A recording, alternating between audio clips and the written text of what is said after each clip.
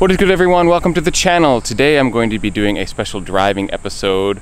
I'm driving up through the mountains between Shizuoka and Yamanashi Prefecture, so you'll get to see some winding mountain road, big gain in elevation, maybe some nature along the way. Unfortunately, Mount Fuji is covered with clouds at the moment, so we won't be able to see the mountain, but it should be a nice drive anyways. Today's topic is I'm going to be talking about something that is actually a submission from a viewer and friend of the channel who wanted me to talk about things I still find mysterious or that I don't understand about Japan, even though I've been here 16 years. Let's get on the road.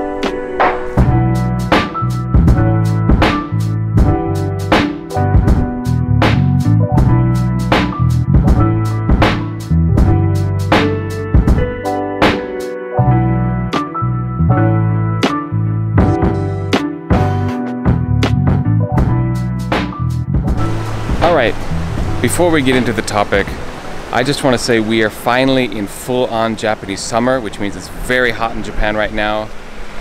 And one traditional way to cool off in the Japanese summertime was the furin, or the little glass, sometimes metal bell that rings with a very pure sound and makes you feel cool when you hear it. So to reenact that, I recommend that you hit the subscribe button and the notifications bell to get that same feeling of coolness yourself. And of course, hit the like button also so that it helps my channel get out to more people. All right, let's get into the topic. All right, we are approaching the mountain road and I'm going to get into the topic, which is what I've found still mysterious or that I don't understand about Japan after all these years here. And I'm going to be honest, this topic took quite a bit of brainstorming because a lot of the ideas I came up with were things that more so that I'm just ignorant of, not that I find mysterious or that I don't understand. I mean, there's lots of things I don't know about Japan, obviously. I'm not a 100% Japan expert, so there's lots of things I just don't know.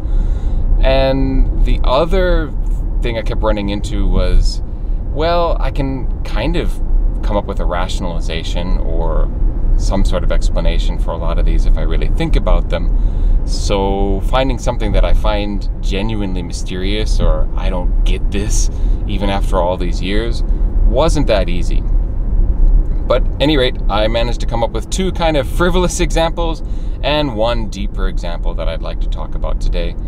So the first frivolous one is actually the first one that came to mind, the first thing that popped into my mind when I started brainstorming this topic, and that is, why do Japanese news shows create these giant physical news boards out of paper and cardboard and other materials in the age of easy overlay graphics that, you know, every news program around the world uses now? Japan is still producing these physical news boards. So like newscasters are physically pulling strips of paper off of these news boards to reveal the next bit of information. And newscasters I've seen even wheel out a full-on diorama that has been created and constructed to represent a scene of something, and so the newscaster is pointing in here, and then the cameraman has to get all up close and zoom in, and I'm just thinking, why are they making all these physical representations? Where do they get the time and money to put this all together? And the only rationalization I could come up with is, well, they've always done it this way, and I suppose that's as good a reason as any, but it's still weird to me that they bother to put together these full-on displays in this day and age. I guess Japanese media companies famously have lots of gophers waiting in the wings, like media staff that famously rarely shower and don't get enough sleep, but they're so happy to be working in television that they're willing to put up with these crazy hours, and you know, they have to give them projects like this to make their employment worthwhile.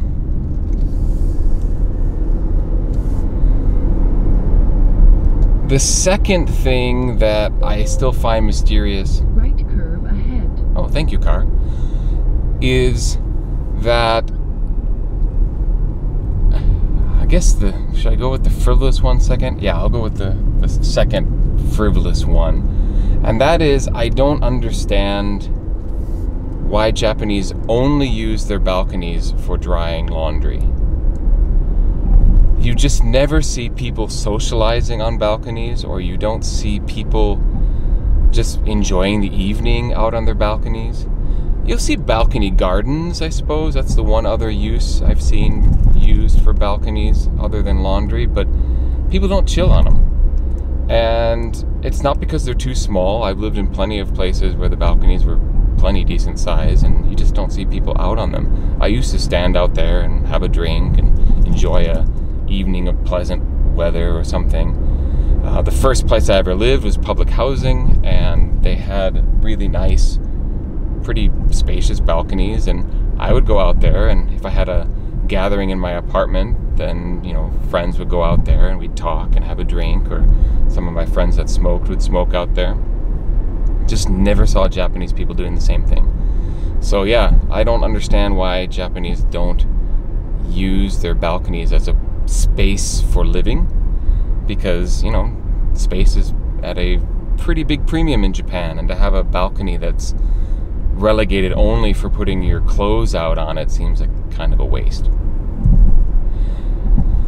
Speaking of which, this is a community I'm driving through called Subashiri right now, and Subashiri is, I think, probably one of the most depressing places to live in Japan, I would say, because it's almost always foggy and rainy here. You see, we're kind of in the crook of the mountains that are off to the right of us now and straight ahead, and then Mount Fuji, which is, you'd normally be able to see it off to the left.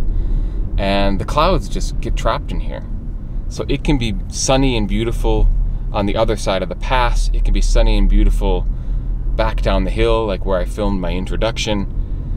And then we get here and it's cloudy, very often raining, and at nighttime very often foggy. So I don't know, maybe it's like the Seattle of Japan, perhaps. It's just, I think there's probably a lot of depression in this town. Or maybe everyone's just used to it and it's all fine. But I don't think I could live here because they just don't get very much sunshine in this town. Before I get into the final topic, or I should say the final example of the topic, we are coming up on one of the big Sengen Jinja shrines. This is one of the important Mount Fuji shrines up ahead. We're only going to be able to see the gates, and you can see kind of the beautiful trees there.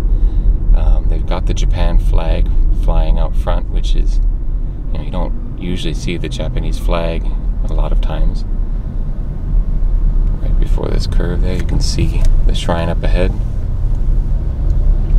Very, very beautiful shrine. If you're ever in Subashiri for any reason, I recommend checking it out. They do have a nice big parking lot, and you can park and spend some time here. Alright, getting a little bit clearer view of the mountains up ahead. A third and final example of something that's kind of mysterious, even after all my years in Japan, is a little bit more serious, a little bit more commentary on Japanese society, and that is the Japanese risk assessment. Like, what Japanese seem to worry about versus what they don't worry about. Japan is famously a very risk-averse country. Socially, definitely, like the statement of "the nail that sticks up gets hammered down" is a very famous statement about Japan. Socially, you don't want to stick out, you don't want to stand out from the crowd, that kind of thing. Being part of the group is seen as the best place to be. And that's a pretty famous example of Japanese society and risk aversion. But Japan is also famously or maybe less famously rather, a country that per capita spends more money on insurance products than anywhere else in the world. Japan is #1 in insurance product consumer. And that means, of course, like disaster insurance, which makes sense in Japan, considering that natural disasters are so common here. Tsunamis, earthquakes, landslides, everything else. So having that kind of insurance makes a lot of sense. But there's a lot of supplementary health insurance and life insurance being bought in Japan. And so there's this real sense of like managing health risk by buying lots of insurance. A second place where they are very risk averse, which is a bit interesting to me, is the popularity of bohan, or security products. Everything to make your apartment or your home safer from burglary or break-in. And these both seem interesting to me because of the relative risk. Japan is famously a very healthy society, and I mean that the health of people in Japan is very strong. Japanese people live a long time, they have very healthy lives, the diet here is good. So all of this extra spending on health insurance above and beyond the national health insurance scheme, S-curve ahead. thank you, car, that everyone has to be enrolled in, is interesting to me. Like, why are people so worried about health that they have to get all this extra insurance? And Japan, compared to more dangerous countries, the crime rate is low here, famously low. Burglary isn't that big of an issue, I mean, compared to more dangerous places like the United States, for example. But the number of bars you see on first floor windows here, security cameras, the bohan products in stores. My car's being very noisy, sorry about that. It's warning me of all these S-curves. Not really necessary considering I drive this road all the time, so I'm pretty much used to it. But at any rate, compare this to where the Japanese don't seem to worry or don't seem to care about the risks. One that has driven me nuts, or an example rather, that's driven me nuts ever since I first got to Japan, is watching children jumping up and down and standing in the passenger seat of moving cars. Right curve ahead. This one, I just don't understand it. And it's pretty common. Kids that are not in car seats, not only are they not in car seats, they're not in the back seat, they're in the front seat, and they're not even wearing a seatbelt there. Standing up, crawling around, leaning against the dashboard. It's just asking for a calm fender bender. It's just asking for a calm fender bender to become a fatal accident. And, you know, as a driver, that worries me. I don't want, you know, a mistake by me or something where I just bump into someone becoming a fatal accident and now I have the death of a child on my conscience. There's also a good number of parents who put baby seats into the front seat of the car, so you have an infant in a car seat. Okay, they're in a car seat, great, but I really hope they've turned off that passenger side airbag, because an airbag will kill an infant. It's happened. There was a case a few years ago in Hawaii where a Japanese family rented a car. The baby in the car seat was being fussy. You know, in America, there's a very strict law. You'll get in big trouble, fines, and being threatened with more if you don't keep your children in car seats. And the Japanese mother took the fussy infant out of the car seat. They got into an accident. The airbag went off and killed the infant. So it's not a hypothetical worry. So why that's not seen as risky? You know, I see it as a choice between fussy baby or dead baby, excuse me. I'll take fussy baby over dead baby anytime. The second one is the way bicyclists flagrantly pay no attention to road rules here. Now, I think this happens in every country, and I know that bicyclists used to tick me off in the States when I drove there, but I think the image you have in your head is different than the type of bicyclists I'm talking about here in Japan. When I think of who ticked me off in America, it was almost always young men. Like men riding like they didn't care, they're gonna run the red lights, they don't... You will soon enter Yamanashi. Thank you. The young men just don't give a crap. And as a driver, they used to irritate me, you know, share the road with bicycles, man.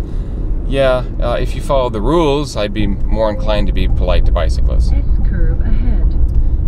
I'd be more inclined to be happy if this car would shut up as well.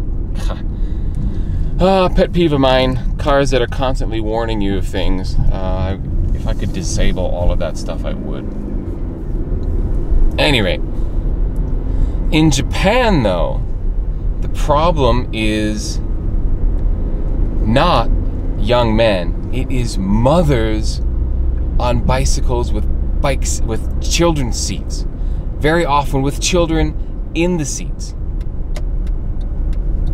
And that just is mind-boggling. The number of child seat bicycles that do wild and zany things in the midst of traffic, I just don't understand it. Now, a Japanese co-worker of mine gave a pretty decent explanation for why this might happen, and that is a lot of paper license holders in Japan, like adults that got a driver's license or maybe never got a driver's license, but either way don't have a car or never drive cars, so their real sense of traffic flow and traffic laws are pretty poor. Sorry about that, brief camera malfunction. Where was I? Oh, when I'm driving and I come close to a woman with baby seats on her bicycle, I have an extra edge. Like, obviously I'm always going to be careful around that type of vehicle because, you know, I don't want to get in an accident with a bicycle, especially one that has children on it. But there's an extra edge because I'm predicting that woman is going to be even more random than normal. And I know it sounds like I'm being sexist right now, but it really is more women riding those bicycles than men. So that's more the sexism of Japanese society, and women are taking care of the kids more than men. So that's why that happens. I'm not saying, I have a hunch it'd be exactly the same if there were more men riding those bicycles. Anyway, the fact that risky behavior on bicycles, especially when you have kids on your bike, and this sort of lack of care regarding risk when you're driving with your kids in your car, those don't make sense to me. I don't understand that. And yet, you know, gotta spend all this money on insurance and security apparatus because Japan is somehow more dangerous in those regards. Yeah, no. That's something that is still a bit of a mystery to me, even after I've been here for 16 years. All right. Sorry for this kind of jagged podcast-like video. My car navvy kept interrupting me, but I want to thank you again for watching, and please check back for my weekly content. I put out a new video every single Friday. A lot of walking videos, the occasional driving video. So I encourage you to check out my past and future content. Thank you so much for watching this one, and I will catch you next week. Peace. Thanks again for tuning in, and if you have not yet hit the like button and subscribe button, please do it now. If you've made it all the way to this point of the video, what are you waiting for? I appreciate it, and thanks for watching.